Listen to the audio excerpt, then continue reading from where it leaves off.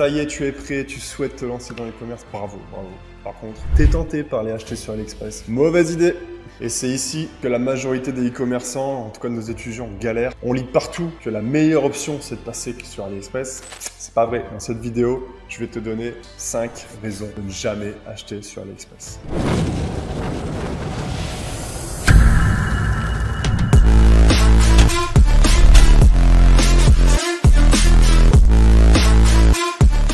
Bonjour à tous, je suis Aurélien Prévost, votre coach business qui vous accompagne à lancer votre marque e-commerce de A à Z et surtout une marque e-commerce rentable et pérenne sans dropshipping. Première raison, c'est la qualité des produits. Malheureusement, il y a beaucoup de contrefaçons sur AliExpress. Tu vas acheter des produits sans connaître la marque et en fait, ça va être une contrefaçon qui sera brevetée, qui sera marque déposée et tu vas recevoir une petite lettre recommandée. Ils vont te demander des dommages, des intérêts. C'est une expérience qui est vécue, donc surtout, je te le recommande pas. Il faut savoir que la contrefaçon, c'est un danger pour le consommateur. On voit régulièrement des vidéos de personnes qui montrent les articles prendre feu, comme récemment, là, il y a un sèche-cheveux qui s'est enflammé, etc.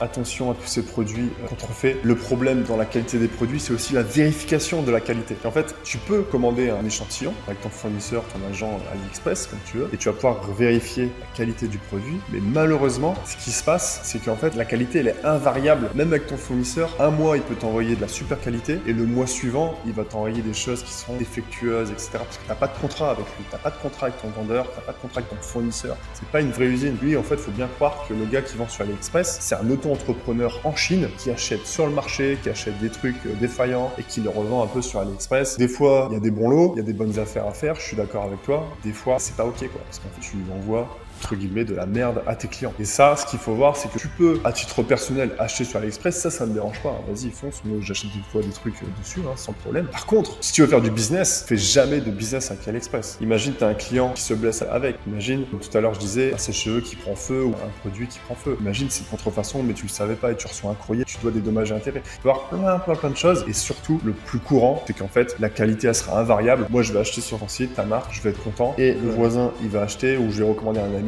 il va pas recevoir la même qualité. Il va plus te recommander, tu auras perdu 2 clients finalement. Et 2 clients, c'est très important parce que si tu perds 2 clients, tu perds 20 clients, tu perds 200 clients, tu perds énormément de clients. Tu perds pas uniquement ces clients-là. On retient bien ça. AliExpress, c'est bien pour le perso, mais pas bien pour le pro.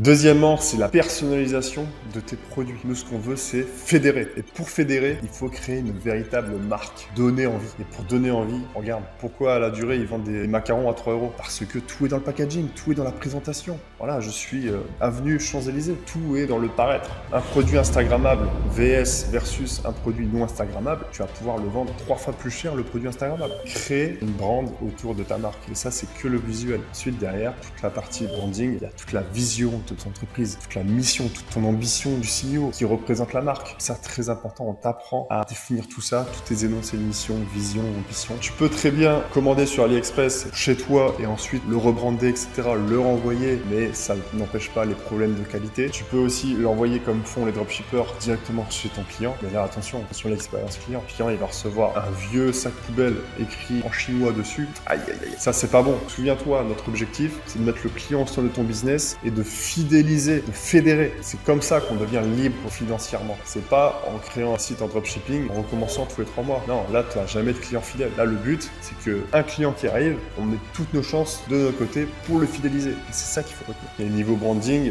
visuel, tout ça, c'est la catastrophe. S'il n'y a pas le logo sur le produit, s'il n'y a pas un beau packaging, là, aucunement la personne va le prendre en photo le produit, en unboxing par exemple, et le mettre sur Instagram. Et ça, c'est dommage, parce qu'en moyenne, les gens, ils ont 700, 800 abonnés sur Instagram. Et quand ils font une photo qu'ils partagent à leur réseau, ça fait de la visibilité en plus et ça fait une commande, 2 commandes en plus. Imagine si chaque personne qui reçoit ton produit le partage et crée une autre commande. En fait, une commande qui génère une commande qui génère une commande qui génère une commande. Je vais pas te faire un dessin, regarde Covid-19, c'est comme ça qu'il s'est multiplié.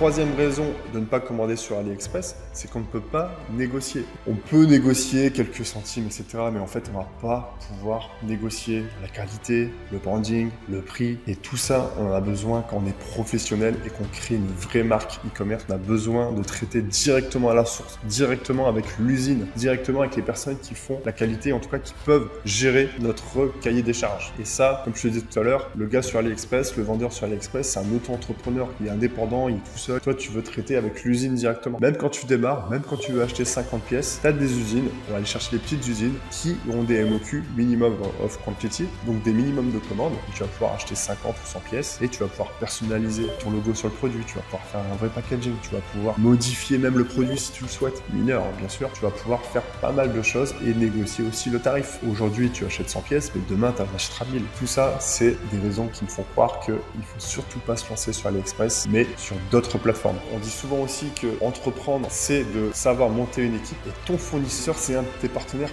principaux à avoir. Tu as tout autant intérêt d'avoir un vrai partenaire qui a le bras long, qui a une usine derrière, qui a une équipe aussi lui-même, qu'un simple auto-entrepreneur, entre guillemets, là-bas en Chine. Quatrième raison, c'est la fiabilité des vendeurs. Comme je t'ai dit, c'est quelqu'un qui est tout seul, qui fait son petit business. Du jour au lendemain, il ferme boutique, il part. Et ça nous est déjà arrivé également. Attention, ne fais pas ça. Ne passe pas sur AliExpress pour tes commandes professionnelles.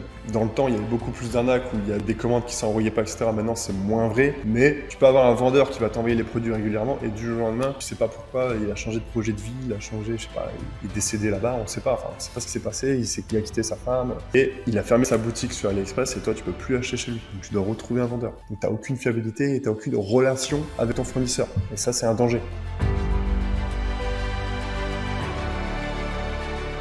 Cinquièmement, niveau comptabilité, c'est zéro. Tu as déjà essayé de récupérer une facture sur AliExpress? C'est impossible. En France, on est tenu à la comptabilité. On est tenu d'avoir pour toute charge une pièce comptable justificative. Il y a des normes. Donc, il y a la TVA à mettre, il y a les montants hors taxe, TTC, il y a le pays, l'adresse du fournisseur, son numéro de SIRET, etc. En tout cas, son numéro d'identification là-bas. Tout ça, sur AliExpress, tu peux pas l'avoir et tu peux pas construire un vrai business autour d'AliExpress. C'est pas possible. De toute façon, tu aurais dû t'arrêter à la première raison quand je t'ai dit que sur AliExpress, t'as pas la fiabilité, la qualité de tes produits, tu peux pas vérifier, tu peux pas vendre, etc. Rien que cette raison-là, tu dois jamais commander sur AliExpress pour ton business, pour vendre à tes clients. Mais il y a d'autres plateformes. Si tu veux aller en Chine, achète sur Alibaba. Là, tu vas prendre contact directement avec des vraies usines. On a des checklists, on a aussi des contacts qu'on partage nous dans notre accompagnement. Si tu veux en savoir plus, clique dans la description. Je t'envoie nos 7 meilleurs conseils. Avec Laura, c'est ce qu'on aurait voulu savoir quand on s'est lancé dans l'e-commerce en 2015. Mais malheureusement, il n'y avait aucune information sur le sujet. Nous, on te les partage gratuitement et reçois ça dès aujourd'hui, ton premier conseil e-commerce.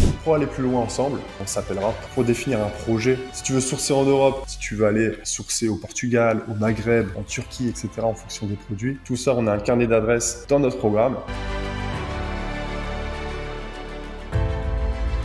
Surtout, ne fais pas comme la masse. Si tu vois que la masse, elle te dit d'aller acheter sur AliExpress, fais l'inverse. Forme-toi, pense long terme, réfléchis par toi-même et prends tes propres décisions. Et tu te retrouveras avec tes objectifs qui seront atteints, en tout cas, je te le souhaite. À tout de suite dans la prochaine vidéo. Ciao!